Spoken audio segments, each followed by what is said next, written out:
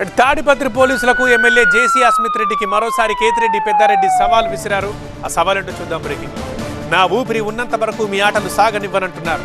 ఎక్కడ గొడవలు జరిగినా నేను అక్కడే ఉంటానంటున్నారు. వైసీపీ కార్యకర్తల కంటే టీడీపీ కార్యకర్తలు బలమైన వారు కానే కాదు. మాకంటే బలవంతులు ఈ నియోజకవర్గంలోనే లేరు. ఏం చేస్తారో నేను చూస్తా. ప్రతి గ్రామం పైన నా నిఘా ఉంటుందంటున్నారు కేతిరెడ్డి. ఏ గ్రామాలలో అయినా కానీ రేపు పంచాయతీ ఎలక్షన్లకు ప్రతి ఒక్క గ్రామంలో పోటీ చేస్తారు.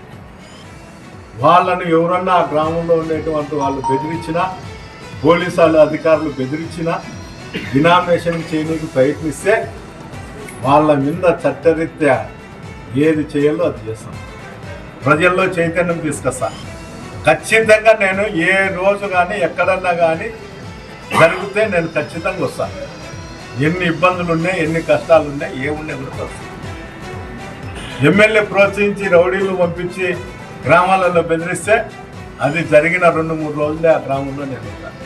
వీళ్ళు కూడా ఏ విధంగా వన్ సైడ్ రాజకీయాలు చేస్తారో చూసుకుంటారు.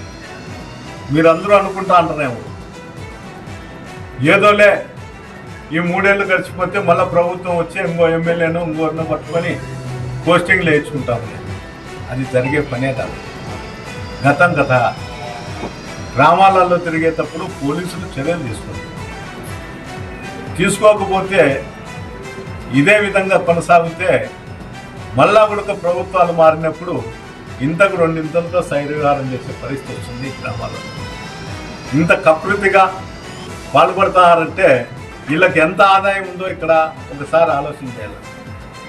మళ్ళా తిరిగి కక్షలకు కార్పణ్యాలకు ఆద్యం వస్తున్నారు. ఇది మంచి పద్ధతి కాదు. మీ గూండాయిజము ఏం చేసినా కూడా ఎవరు వైఎస్ఆర్సీపీ కార్యకర్తలు నాయకులు కానీ భయపడే ప్రసక్తే లేదు. భయపడరు కూడా. నేను ఈ తాడిపత్రి కాన్ఫరెన్స్లో ఉన్నంత వరకు, నా ఊపిరి ఉన్నంత వరకు వాళ్ళ ఆటలు అయితే నేను సాగినాను. మనకన్నా బలమైన వాళ్ళు తెలుగుదేశం కార్యకర్తలు కాదు. ఈ కాన్ఫరెన్స్లోనే కాదు, ఎవరికి బలం ఉందని వాళ్ళు చెప్పుకుంటారు తప్ప వాళ్ళు బలహీనులే. ఏదో ప్రభుత్వం పోలీసులు అంటుంది కాబట్టి ఈ విధంగా చేసేదానికి ప్రయత్నాలు చేస్తారు.